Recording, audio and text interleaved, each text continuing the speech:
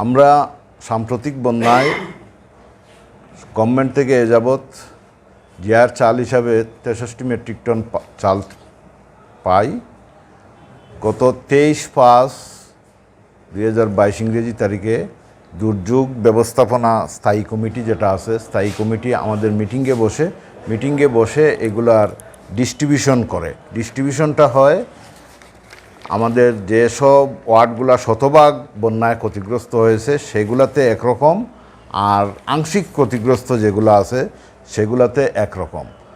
মোট 60 টনকে বরাদ্দ দেওয়া হয় এইভাবে 12, 13, 14, 22 এবং 23 নং ওয়ার্ডে প্রতি ওয়ার্ডে 5 টন করে। আর মিটিংয়ে সিদ্ধান্ত হয় যে প্রতি পরিবারে 5 কেজি করে দেয়া হবে, মানে প্রতি প্যাকেটে 5 কেজি করে থাকবে। আর 10 নম্বর ওয়ার্ড এবং 24 নম্বর ওয়ার্ডের লোক সংখ্যা একটু বেশি, তাদেরকে দেয়া হবে 5.75 কেজি অর্থাৎ 6.25 টন করে। তাদের প্যাকেট সংখ্যা হবে 1150টি।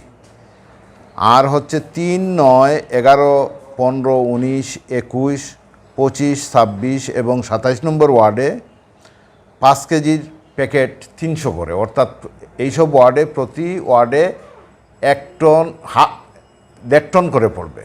1 টন 500 কেজি অর্থাৎ 1.5 টন করে প্রতি ওয়ার্ডে পড়বে।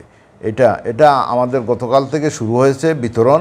আশা করি আগামী কাল ভিতরে শেষ হয়ে যাবে। আর আমরা যে প্যাকেটটা দিতেছি, প্যাকেটটাতে গায়ে আমরা লিখে দিচ্ছি যে গণপ্রজাতন্ত্রী বাংলাদেশ সরকারের পক্ষে আমাদের সিলেট 1 আসনের এমপি জনাব ডক্টর A.K. আব্দুল মোমেনের ত্রাণ উপহার বিতরণ আর কি। উনার এই জিনিসটা আমরা লিখে দিচ্ছি, কারণ উনি আমাদের জন্য এই ত্রাণটা ধরেন জোগাড় করে দিচ্ছেন, যেটা বুঝতে পারছি, বা ওনার পক্ষে যাতে গভর্নমেন্টের পক্ষে যাতে জিনিসটা যায় সেটাই আমরা বোঝানোর চেষ্টা করছি।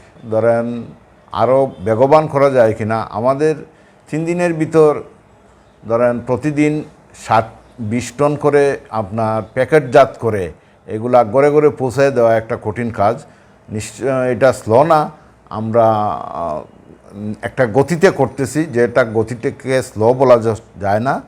আর আশা করতেছি আমরা 3 দিনের ভিতর, আগামীকাল, গতকাল থেকে শুরু করেছি, আজ এবং আগামীকালের ভিতর আমরা শেষ করে ফেলবো। অর্থাৎ প্রতিদিন আমরা 20 টন করে প্যাকেটজাত করে ঘরে ঘরে পৌঁছায় দেওয়ার ব্যবস্থা করতেছি।